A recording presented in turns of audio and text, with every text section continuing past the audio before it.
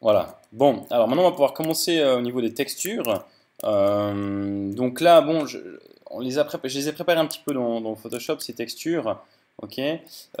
Si on regarde un petit peu en détail, euh, comment est-ce qu'elles se...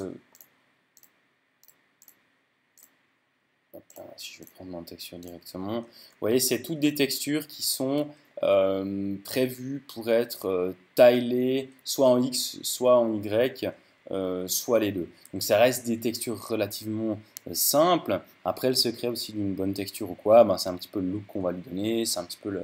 Enfin voilà, il n'y a pas de grand secret, c'est pas, donc je ne veux pas trop accorder d'importance là-dedans. Moi, je veux plutôt être sur la partie ok, il faut qu'elle soit bien mappée, il faut qu'elle soit cohérente avec l'univers, etc. Et voilà. Donc pour bien les mapper, il faut, si possible, travailler avec des dépliages, en tout cas comprendre un petit peu comment fonctionnent les UV. Avant de commencer, c'est important que tous les objets soient, en tout cas, apply au niveau des scales. Ça veut dire que tous les scales des objets doivent être à 1. A priori, vous pouvez tout sélectionner et faire un apply scale. Vous ne devriez pas avoir trop de surprises, sauf si vous aviez fait des clones avec Alt D par exemple, ou alors euh, peut-être d'autres particularités où vous direz, écoutez, je ne veux pas apply euh, parce que c'est un objet cloné. Voilà. Ok, mais a priori, ça fonctionne comme ça. Donc, vous sélectionnez tout, Object, Apply, Scale. Vous n'êtes pas obligé d'appliquer les rotations. Moi, en général, j'aime bien les appliquer parce que ça évite les surprises ensuite dans les FBX et à l'importation Unity. Mais il y a des fois aussi, on doit garder des rotations euh, pour des raisons techniques ou d'animation ou autre. Ok, une fois que ça c'est fait, on n'aura pas de souci au niveau des dépliages. Euh, voilà. Donc après, typiquement, on va commencer par les choses toutes basiques. Ok, il y a des objets type les cailloux, j'ai pas de texture, ça peut rester simplement un shader. Donc là, il n'y a pas forcément besoin de les déplier. Si vous voulez, vous pouvez simplement sélectionner les cailloux puis dire U, d'accord. Et puis vous pouvez dire Smart UV Project, d'accord. Et puis ici, il vous ouvre une petite boîte de dialogue. Et puis il y a un truc qui est à prendre en compte, c'est peut-être le Island Margin. Vous voyez ici, si je le mets plus haut, d'accord. Il vous met des marges entre les patchs UV, d'accord. Et c'est une façon de faire les patchs UV. Si vous mettez ici des valeurs différentes et puis des trucs comme ça, ok, vous voyez par exemple, il y a plus d'espace, machin, etc. Voilà. À part défaut, c'est assez bien foutu, d'accord. Donc vous pouvez rester sur des valeurs de ce style. Ok. Voilà. Et puis ça le fait bien. Donc là, typiquement pour les cailloux et puis pour l'arbre, d'accord, je les ai laissés tels quels. D'accord. C'est aussi des matériaux qui n'ont pas. Hop là, d'ailleurs, je vais pas mis de matériaux à lui. Euh, c'est des matériaux, des objets qui n'auront pas de texture. Ensuite, les planches. D'accord. On va remettre ça, on va l'appeler wood. Ok. Cet objet-là, regardez si je fais ici maintenant, euh, on va faire aussi quelque chose de ce style. Smart UV Project. D'accord. Donc je viens sélectionner en mode edit. U, Smart UV Project. Ok. Il me pose mon truc. Je dis image, open image. Je vais chercher ma texture. Donc là, c'est une texture de bois. Vous tapez dans Google Seamless Wood Texture ou alors vous faites une texture seamless vous-même, d'accord. On va checker un petit peu ça après. Et puis là, soit vous scalez ça comme ça, d'accord, jusqu'à avoir votre niveau de texture souhaité. Si vous êtes dans Unreal, par exemple, il va vous embêter parce qu'il ne va pas accepter que les UV dépassent le cadre fixé. Donc vous pouvez toujours ici, dans les options avec N, venir demander ici un tiling et puis pour voir ce que ça donne. Mais bon, là il fait du chenille, bien entendu. D'accord. Euh, donc, ouais. Je sais pas comment on fait ça, d'accord. Je dis tag, reload. Ok. Bon. Bref. Voilà. Mais en tout cas, pour Unity, ça pose pas trop de soucis. Donc là, typiquement, moi, je vais scaler jusqu'à avoir une taille de texture que je vais trouver cohérente par rapport à ce que j'ai fait ici. Ok. Voilà. Pas de soucis. On va faire pareil pour l'herbe. D'accord. Alors là, en l'occurrence, l'herbe, c'était plutôt la partie que je veux pouvoir avoir comme ça. Donc ça, je vais pouvoir ici, d'accord, faire déjà la chose suivante. C'est que si je vais dans mon matériau ici, puis que je dis Select, je peux sélectionner uniquement les parties qui ont été assignées avec le matériau grass. Ensuite, je me mets en vue dessus, en Top View. Puis là, je dis U, pardon, et Project from View. D'accord. Et puis donc là, il me projette mon truc. Et je vais faire Image Open. Et je vais mettre mon ground comme ça. Ok. Voilà. Et ensuite, je peux simplement, soit je décidais par exemple ici de prendre, vous voyez ici, tac, je suis venu avec le clic sur la molette pour slider, j'ai un écran minuscule. Okay. Je viens comme ça, je fais G, je peux déplacer mon patch, d'accord, de texture. Je peux déplacer aussi en edge ou en face, ok, mais dans l'occurrence, je vais tout prendre. En fonction de ça, ben ouais, c'est une texture générique d'une espèce de pseudo pattern de gazon.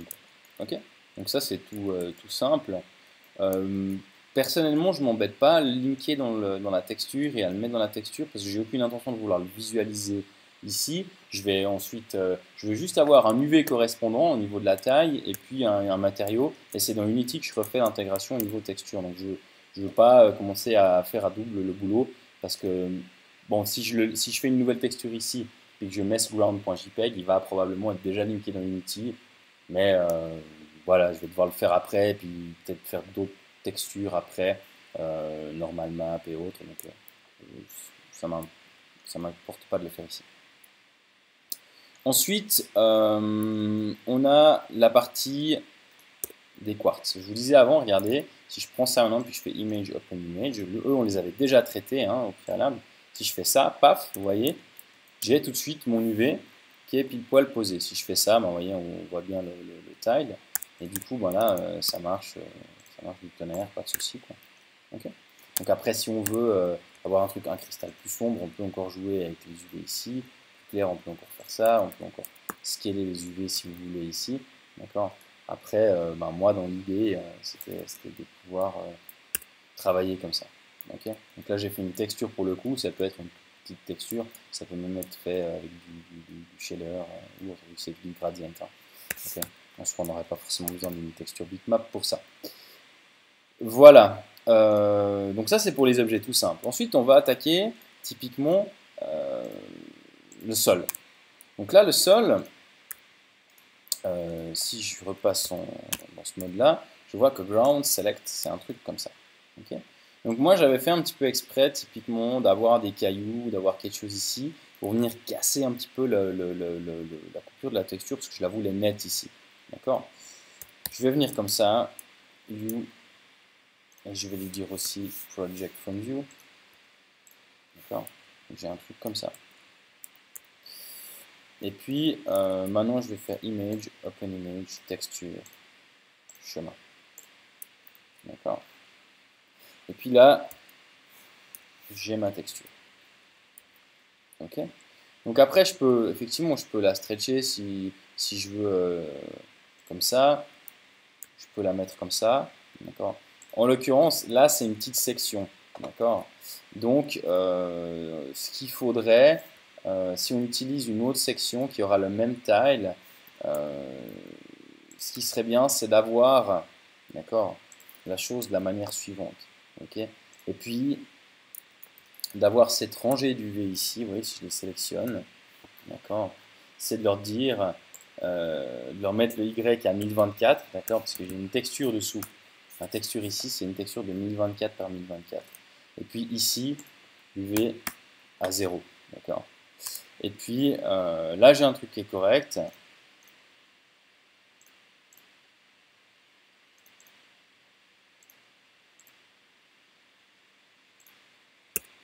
Voilà. Moi, là, c'est l'UV dans le qui déconne parce que cette texture est tileable, puis pourtant il me la rend comme ça. Quoi. Ok. Mais en fait, grosso modo,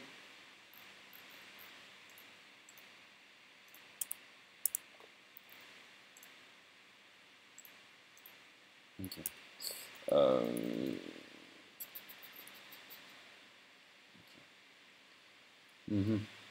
En fait, c'est peut-être lié à... une petite chose, un truc. Ouais, on verra. C'est pas important. D'accord. Mais donc, grosso modo, ce qu'il faut ici, c'est typiquement avoir cette ligne-là à 1024 et cette ligne-là à 0. C'est important si on veut typiquement pouvoir ensuite avoir cet élément-là qui soit répliqué, par exemple. D'accord.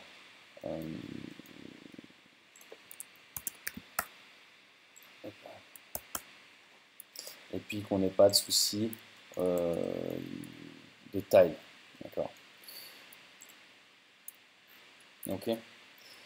Donc, ça nous permet simplement de placer les UV à la main. Ok, j'aurais pu faire aussi une texture plus petite ici, un 512 1024 ou 128 512. Finalement, peu importe. Après, c'est à réfléchir tout ça. Donc voilà. Ensuite, ce que je peux remarquer, par exemple, c'est que ben là, je pourrais prendre ces points. Je pourrais prendre ces points-là. Et puis, je vais les scaler un petit peu. D'accord. Donc, je vais les éloigner. Okay. Je vais prendre ces points-là. Je vais les bouger un petit peu. Ma texture ne répond plus. J'avais décoché le taille. Okay. Voilà. Donc là, typiquement, vous voyez, je peux venir, en les rapprochant ici, tac. Je peux venir traiter ça comme ça. Je peux venir traiter ça comme ça aussi ici. D'accord. Donc je peux venir, après, bouger mes UV manuellement. D'accord.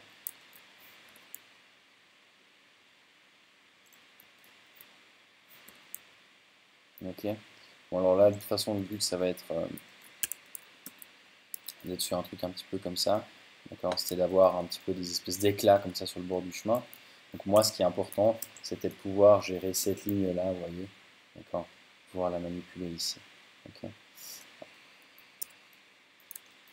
Et puis après, bah, typiquement, là aussi, il y a des, entre en considération des distances d'UV. Donc si par exemple, je suis ici, vous voyez, SX0, d'accord, ici, SX0, ce serait important d'avoir ces points-là au même endroit, d'accord. Si on les répète, il faut que la texture soit taillée, mais il faut aussi que les points d'UV soient au même endroit, d'accord.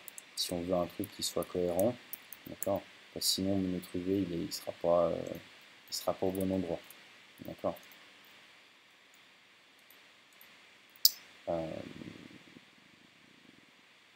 Alors voilà. Et bon, de toute façon, ce bloc-là n'avait pas forcément été prévu pour être taillé dans le sens où, vous voyez, typiquement là, si je taille ça comme ça, j'ai ça ici. D'accord. Donc il faudrait que je prévoie un bloc, peut-être pour un autre bloc. Quoi. Ok. Voilà. Ensuite, hop, on a Rocks. Si je dis Select maintenant, j'ai un truc tel quel. Je peux venir ici. Je vais venir comme ça. Et puis là, je vais faire un Project from View ici.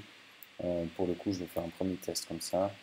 Ok, et puis je vais venir mettre UV Open Image Texture.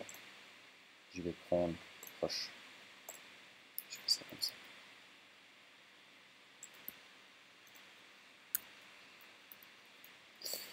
Et si je me mets là ici, vous voyez que j'ai ça.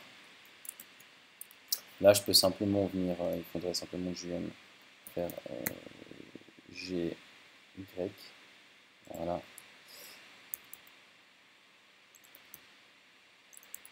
Puis après là, typiquement pour une texture comme ça, je peux vraiment bouger le bloc à la main. D'accord. Venir comme ça. Ok. Là, pareil, si je veux un bloc qui soit ensuite tileable, regardez, si je prends ici cette section-là, d'accord, comme ça, je sépare, d'accord. Si je viens prendre ça ici,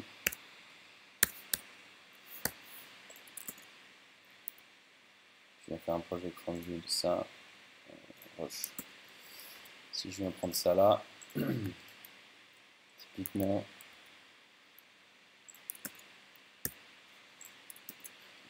change de bounds. Okay, donc là, je fais vraiment, j'ai exagéré la chose. Voilà.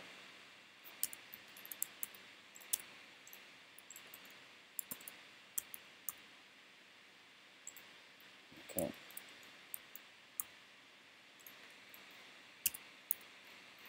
Et puis sur un bloc comme ça, la partie qui est Rocks Select, je vais venir lui dire à elle typiquement, voilà, toi tu vas venir te mettre à 1024 en X, d'accord, et puis toi tu vas venir te mettre à 0 en X. Donc là j'aurai aussi un petit peu plus jouer avec mes éléments. Ça je peux aussi leur dire, je veux un SY0 par exemple. Alors il faut voir après à quel point ça va tordre l'UV. Il faut voir à quel point après ça va tordre l'UV. Mais ça permet typiquement d'avoir de pas avoir de taille à un moment donné. Donc là on est juste. Ok. Mais de nouveau après, il faut qu'ici aussi ce soit cohérent. Ce que vous voyez ici quand j'ai fait mon SY0, ben, ce que je fais c'est que je viens tordre. Enfin voilà. Là c'est pas droit et là je viens de rendre droit. Donc il faut voir à quel point ça va déformer la géométrie dessous. Ça c'est un petit peu à voir en fonction de ce qu'on veut. Typiquement ici aussi, vous voyez ces blocs là, j'ai fait un project from view. Ces blocs là ils sont bien écrasés, d'accord, alors qu'ils ne le devraient pas. Donc voilà, de nouveau, est-ce que je veux un tile parfait, est-ce que je veux une texture qui soit cohérente. Je peux aussi venir ici, venir jouer un petit peu avec ça, d'accord, puis le placer comme ça. Et puis peut-être ça joue, d'accord. Pareil ici, je prends ça, ça et ça. Là aussi, j'ai des choses qui ne sont pas très cohérentes. Peut-être que ça, je vais venir les prendre.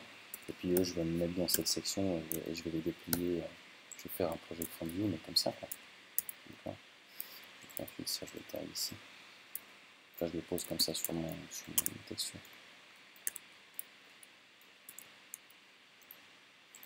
Voilà. Peut-être là, j'ai un truc qui correspond, mais qui est peut-être moins stretché. Okay, de nouveau, là, c'est une texture toute basique. D'accord, qui est en plus vraiment basée sur de la verticalité, donc c'est assez facile à poser. Okay. Voilà, donc ça c'est et du coup ce qui est pratique c'est que avec Rocks, si je dis ici select, ben voilà, je peux jouer qu'avec ces UV là. Je suis pas tout le temps en train de devoir sélectionner à la main, parce que si maintenant je fais U puis je dis je passe Smart UV par exemple, ben je pète aussi les UV que j'avais pour le chemin et ceux que j'avais pour ça, je casse tout.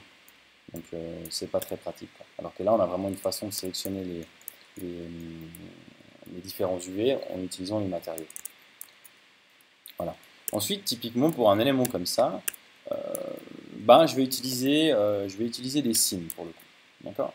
Donc je vais marquer des coutures et puis ensuite je vais faire mon dépliage. Si je fais ici un dépliage en unwrap, j'ai un truc comme ça. Ok, il n'est pas trop mal. Peut-être je peux utiliser dans ce cas-là, je peux peut-être utiliser ça. Ok. Je pourrais aussi faire des coutures si je veux utiliser des coutures. Alors moi, là, ce que je conseille, c'est typiquement d'enlever dans le mesh display les sharps. Comme ça, on se concentre vraiment que sur les sims qu'on va mettre. Et puis, les sims, c'est donc des coutures. Vous voyez, je vais les poser telles quelles. Je vais poser une couture là-dessus, là-dessus, ici. D'accord. Donc, c'est comme si je coupais ma pièce au ciseau. Je vais poser la couture. Ensuite, je vais poser ça là. Là, là, là, là, ok. Là où peut-être on risque de moins voir les choses, d'accord. En général, sur les personnages, on met les coutures sous les bras ou sur les côtés parce qu'il y a aussi une couture sur les tissus en général. On essaie de mettre les coutures soit là où naturellement elles sont, d'accord, ou alors là où elles sont à la vue de personne, cachées. En l'occurrence, vu qu'on voit la pierre depuis la contre-plongée, je vais mettre plutôt les signes depuis dessus. Donc là, je fais CTRL-E et ensuite je dis marque sim. Vous voyez qu'elle devienne orange. Ok. Voilà, tac, j'essaie de laisser le truc tel quel, voir comment il va me le poser. Après, je sais très bien que dans la zone ici, je vais avoir des soucis. Ok. Donc là, je vais juste sélectionner. Ouais. Je vais sélectionner la fracture en fait. Paf, paf, paf, comme ça. Ok. Et puis celle-ci, je vais lui dire marque sim aussi. D'accord. Ensuite, je vais prendre je vais prendre ça, ça. Là, je vais faire comme ça. Je vais prendre ça. Non, je vais laisser ça tel quel. Je vais prendre ça. Je vais couper ici. D'accord.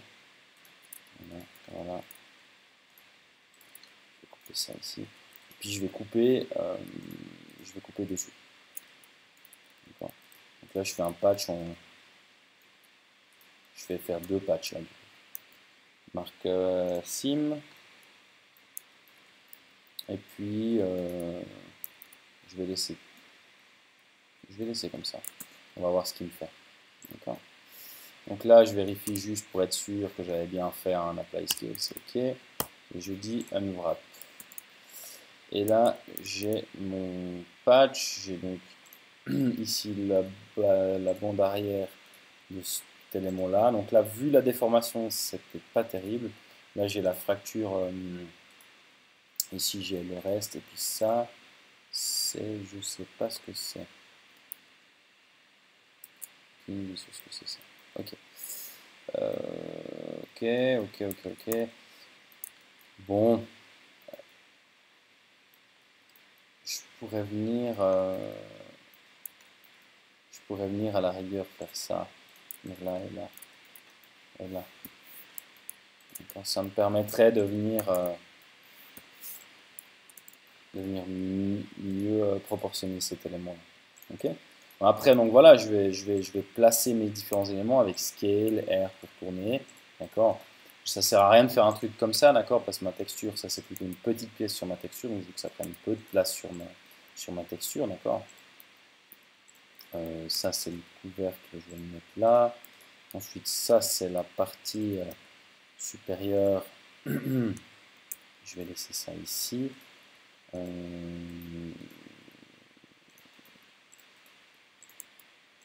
Ça, j'ai pas fait gaffe ce que c'était. Ça va être le dessus en fait. Ouais. Bon, je vais faire comme ça. Regardez, je peux faire New Image. Okay. Puis là, j'ai un peu mon maillage. Puis quand je fais ça.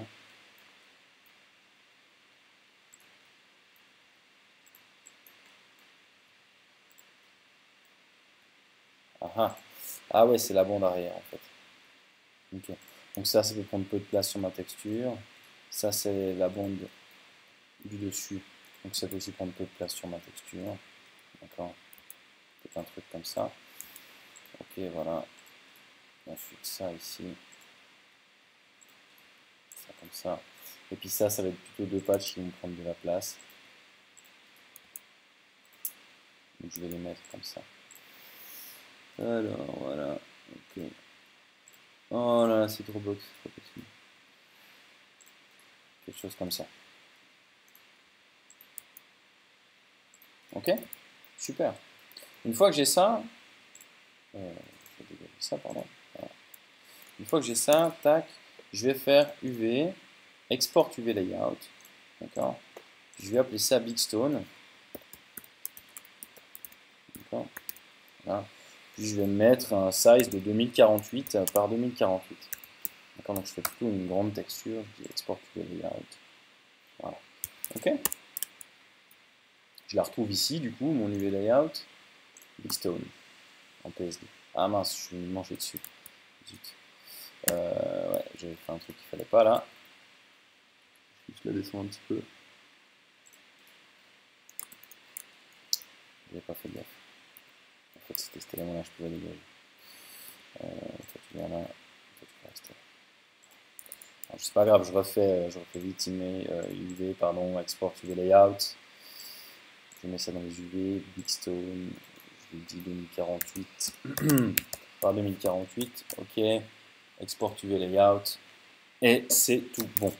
Maintenant, regardez, il y a un truc que j'aime bien faire, c'est typiquement je veux aller customiser un peu plus ce truc, mettre de la mousse, colorier dans les cassures ou autre, ou bien venir mettre des motifs dessus, peu importe.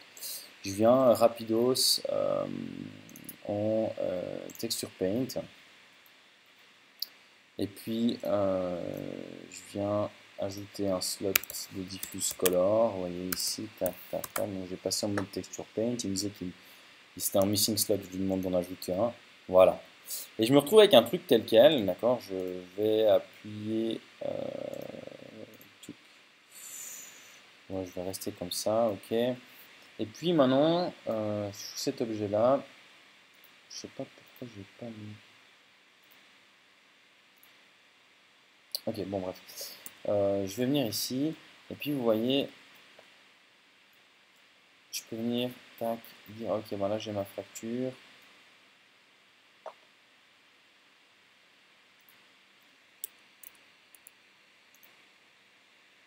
Où est-ce que je lui demandais de me mettre les...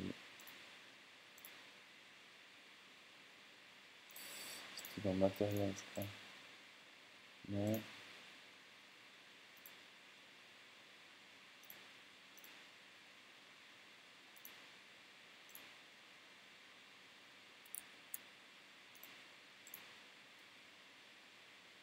Je sais plus ce que j'ai fait. Bref, c'est pas grave. Voilà. Donc là, je viens typiquement prendre certains endroits où je me dis, ah tiens, là par exemple, c'est cool, je voudrais, je sais pas, je voudrais des coulures par exemple. Tac, je voudrais que ça vienne jusqu'ici. Je voudrais que ça vienne jusque là. Là, un peu moins. Peut-être là, ça descend plus bas. Bon, je viens juste comme ça, tac, tac, tac, rapidos. Ensuite, ici, je voudrais un signe tribal. Là, je voudrais un autre signe tribal. D'accord. Ici, je voudrais, je sais pas moi, l'espèce de mousse. D'accord, comme ça. D'accord. Là aussi. Là aussi, voilà. Là aussi. Tac. Et puis, là, je voudrais un peu marquer les bords du rocher, par exemple. Tac, ici. Là, ici, là, ici. Là, comme ça. Ok. Voilà. Cool. Et en fait, vous voyez ici, ça va pas me servir à grand chose, mais c'est juste une espèce de guide. D'accord, je fais image maintenant. Il y a une petite étoile en bas pour me dire que j'ai pas sauvé mon image. C'est pas terrible ce que j'ai fait. J'aurais peut-être dû le sauver. Par exemple, si Blender avait planté, j'aurais pas conservé ça. Et puis, je vais maintenant enregistrer ça dans Blend Texture. Je vais l'appeler Big Stone Diffuse Color. C'est vas-y. Okay, voilà. Hop, je sauve ça. Maintenant ici dans texture, j'ai ici mon Big Stone Color. Je l'ouvre avec Photoshop. Et puis je vais venir mettre mon UV par-dessus. Et en fait ça va juste pouvoir me servir comme guide pour savoir, pour faire moins d'aller-retour entre faire ma texture et puis ensuite me balader dans Blender, voir si ça joue, voir si elle est bien mappée, puis recommencer, etc. D'accord. Alors on peut aussi après le dessiner directement dans la 3D, c'est pas un souci. Mais si on préfère, c'est quand même plus cool de. Enfin, on a quand même des fois plus de facilité avec Photoshop. Voilà. Donc là, vous voyez ici, je fais ce truc UVW. Ça, c'est, je sais pas, référence, ou c'est égal, peu importe. Je peux le masquer un peu. Ok. Et puis si maintenant, bah, je veux venir peindre je veux venir faire mes textures et tout, bah, je sais que je peux placer mes motifs là, ma mousse ici, les éléments différents ici. D'accord. Donc là, je vais juste sauver ça dans mon PSD. Voilà, hop. Et puis pour vous montrer l'exemple, plus concret sur l'autre scène, vous pouvez le voir ici si on regarde ça. Les rochers spéciaux, c'est ça. Ok. Vous voyez ici c'est le même principe.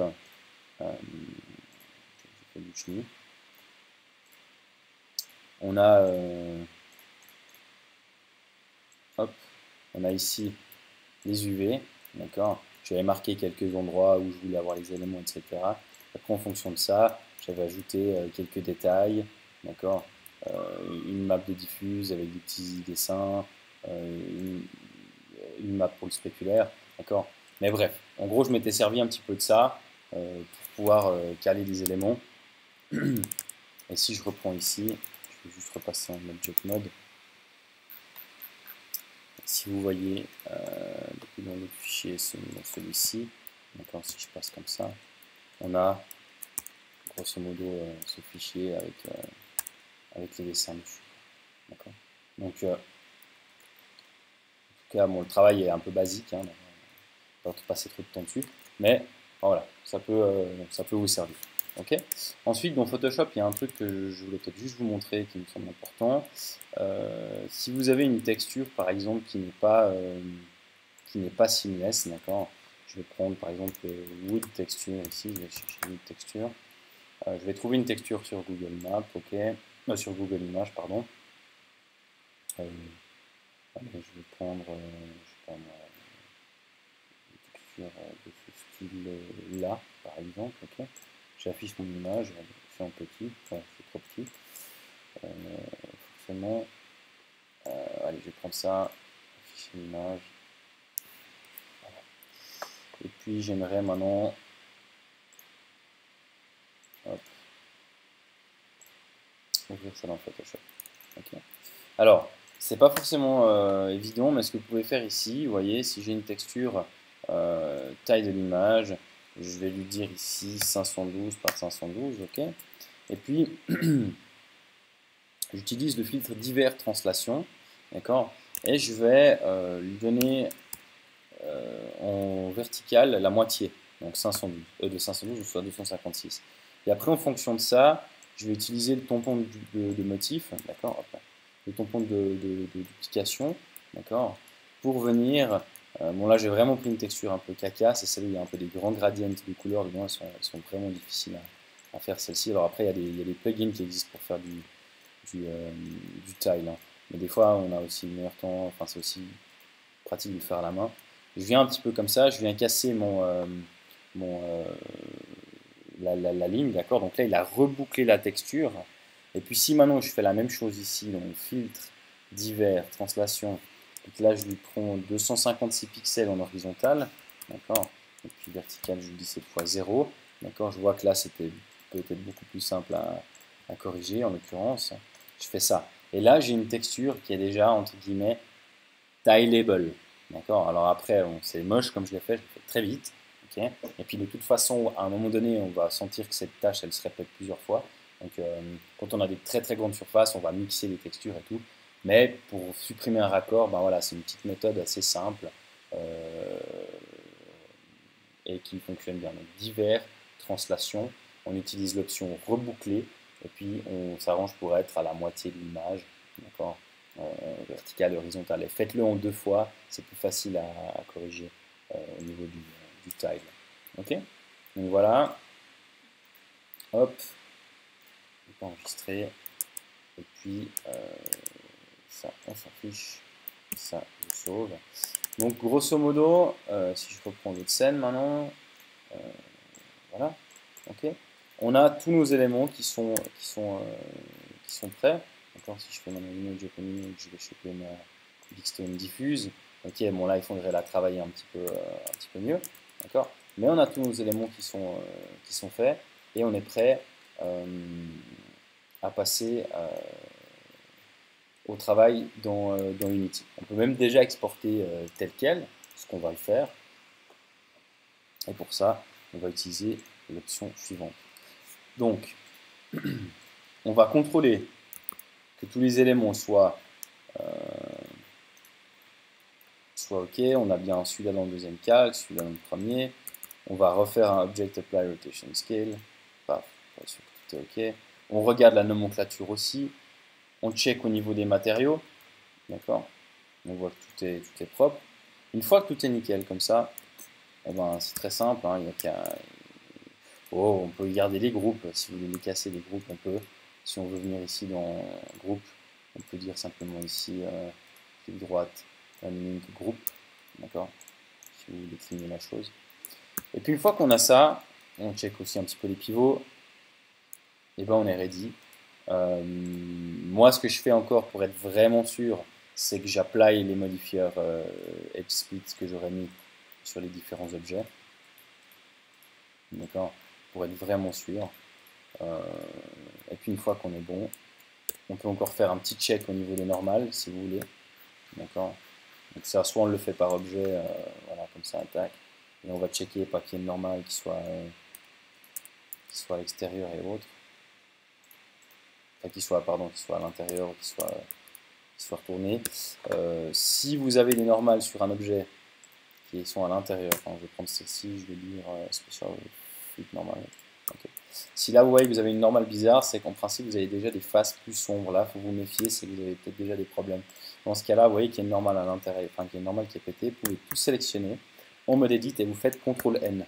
Et c'est Make Normal Outside. A priori, il corrige tout seul. Ok. Bien le faire en mode édition, parce que si vous le faites en mode objet, c'est